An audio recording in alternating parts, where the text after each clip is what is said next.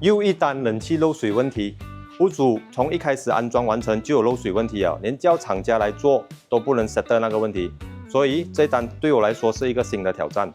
这个冷气很特别，连我做了20多年冷气我都没有看过，所以这个冷气是怎么样的呢？走，我带你们进去看。Tak ada masalah ya. Oke, terus cabut. Power on, power boleh angkat turun.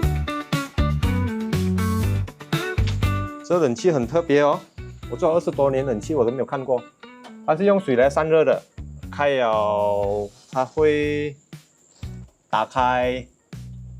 哦，原来它的风扇躲在里面，然后它后面是一个纸皮流水，用那个水来散热的。它系统跟普通的冷气是完全不一样。对我来说，这个也是一个新的挑战啦，因为我没有做过小马力，它是用水来散热的，这个是我第一次见过。现在的问题我看到应该不是。